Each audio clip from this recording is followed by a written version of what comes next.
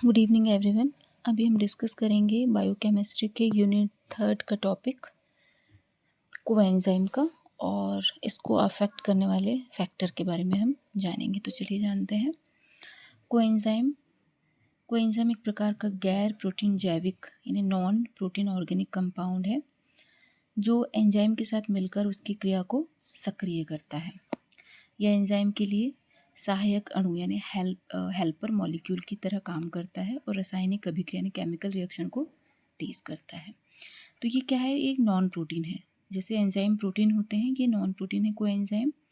और ये क्या करता है, ये हेल्प करता है एंजाइम की उसकी रासायनिक अभिक्रिया को तेज करने में। कैरेक्टरिस्टिक्स क्या है, ये स्वयं एंजाइम होते नहीं हैं लेकिन एंजाइम को कार्य करने में ये मदद करते हैं। प्रोटीन ना होकर जैविक यौगिक होते हैं ये। ओके। प्रायः विटामिन और न्यूक्लियोटाइड से बने होते हैं, जैसे कि NAD और FAD। इसके पहले वीडियो में मैंने बताया था। अस्थायी रूप से हाइड्रोजन, इलेक्ट्रॉन या अन्य छोटे अणु का ये आदान प्रदान करते हैं। एंजाइम की क्रिया की गति और क्षमता को ये बढ़ाते हैं। अब इसका एग्जाम्पल है निकोटिनामाइड एडेनिन डाई न्यूक्लियोटाइड, जिसे हम NAD बोलते हैं। FAD flavin adenine dinucleotide coenzyme A। Thiamine या थायमिन पायरोफॉस्फेट या TPP जिसे हम बोलते हैं। अब है जो factor affecting the activity of enzymes, enzyme की सक्रियता को प्रभावित करने वाले कारक, ये क्वेश्चन आता है हमेशा। तो इसके कौन कौन से कारक हैं जो इसको अफेक्ट करते हैं, इसकी क्रिया को, इसकी एक्टिविटी को। तो एंजाइम की एक्टिविटी कई आंतरिक और बाहरी कारकों पर निर्भर करती है। तो पहला है टेम्परेचर। प्रत्येक एंजाइम का एक ऑप्टिमम टेम्परेचर यानी सर्वोच्च तापमान या सर्वोत्तम तापमान होता है जिस पर वह सबसे अच्छा कार्य करता है। एक बेसिक टेम्परेचर होता है जिस पे वो अच्छे से वर्क करता है। बहुत कम तापमान पर एंजाइम की गति धीमी हो जाती है ना। और बहुत अधिक तापमान की एंजाइम की संरचना डीनेचुरेशन नष्ट हो जाती है और एंजाइम कार्य करना बंद कर देती है। तो ना ही ज़्यादा और ना ही कम, ना ही ज़्यादा ना ही कम, बैलेंस होना चाहिए टेम्परेचर का, जब ही एंजाइम काम करेंगे। पीएच, हाइड्रोजन आयन कंसंट्रेशन, हर एंजाइम का एक ऑप्टिमम पीएच होता है। पीएच बदलने से एंजाइम की संरचना और सक्रिय स्थल यानी एक्टिव साइट प्रभावित होता है। तो पीएच भी होना, मतलब प्रॉपर पीएच में ये काम करते हैं। जैसे अपनी बॉडी का पीएच होता है वैसे ही एंजाइम भी प्रॉपर एक पीएच पर काम करते हैं। उदाहरण के लिए पेप्सिन pH 2 अम्लीय पर सबसे अच्छा काम करता है, जबकि ट्रिप्सिन pH 8 यानी क्षारीय पर।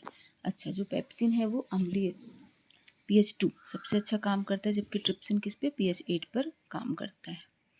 अब है सबस्ट्रेट कंसंट्रेशन। शुरुआत में जब सबस्ट्रेट बढ़ता है तो एंजाइम की गतिविधि भी बढ़ती है। सबस्ट्रेट मतलब जिस पर जो एक्टिविटी उस पर सबस्ट्रेट कनेक्ट होता है।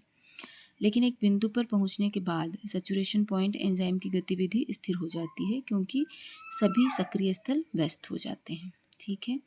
एंजाइम कंसंट्रेशन भी प्रभावित करता है। एंजाइम की मात्रा बढ़ाने से क्रिया की गति भी बढ़ती है जब तक पर्याप्त सबस्ट्रेट मौजूद हो।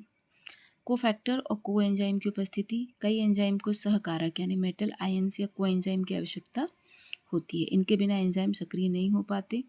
हाँ, तो जो एंजाइम होते हैं उनको कोएंजाइम की ज़रूरत होती है। एंजाइम्स को अपना जो एक्टिविटी है रिएक्शंस करने के लिए कोएंजाइम की ज़रूरत होती है। इनके बिना एंजाइम ये क्या होते हैं, एक्टिवेट नहीं हो पाते हैं। उदाहरण के लिए DNA पॉलीमरेज को मैग्नीशियम आयन की आवश्यकता होती है। एग्जाम्पल दे दिया है। अब इनहिबिटर्स में कॉम्पिटिटिव इनहिबिटर्स सबस्ट्रेट की जगह एंजाइम के एक्टिव साइट पर ही बैठ जाते हैं। ओके, इस वजह से ये इसको इनहिबिट कर देते हैं। नॉन कॉम्पिटिटिव इनहिबिटर्स एंजाइम के अन्य भाग से जुड़कर उसकी संरचना को ये बदल देते हैं। इससे एंजाइम की गति क्या हो जाती है, कम हो जाती है।